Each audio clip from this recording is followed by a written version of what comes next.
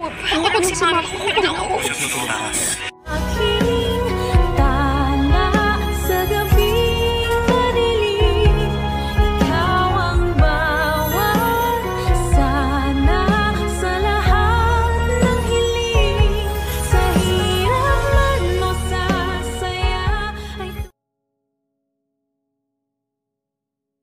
Ay, grabe talaga nangyari ngayon sa abot kamay na pangarap na kung saan dito na nga ipinakita na itong si Doc Carlos.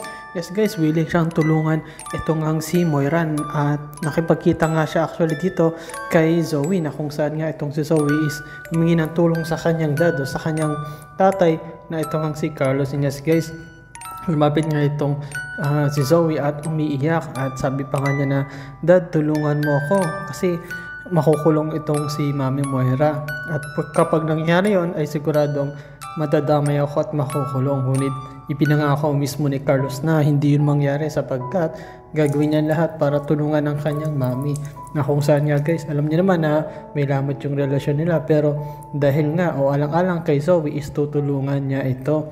At dito nga pinakita na gigil na gigil, galit na galit, gustong manakit nito ni Giselle, lalo na gusto niya makita agad kung nasa na tong si Moira sapagkat nalaman niya na confirm sa pamagitan ng witness and ebidensya sa number na denial ni RJ is lumabas ay number na registered ni Moira. Yes guys, talagang gusto na nila itong mahuli sapagkat hinahanap din nila yung pera, yung 30 million. Baka nga nandito pa kay Moira at baka ito pa yung gamitin niya na pantakas at kailangan na talaga nila itong makita kasi nga baka nga lumayo ito at pag lumayo ito mas mahihirapan silang makita kahit itong si Robert o itong si RJ is talagang nagigigil dito kay Moira at gusto niya na talagang ipakulong ito at mabulok sa kulungan. Pero ang tanong dyan, paano kaya nila mahuhuli itong si Moira o mahuhuli pa ba nila o baka makapunta to sa ibang lugar? And yes guys, salamat sa panonood nyo sa aking channel, sa inyong pag-like, comment at pag-share. At yun lang guys, ingat palagi, bye bye.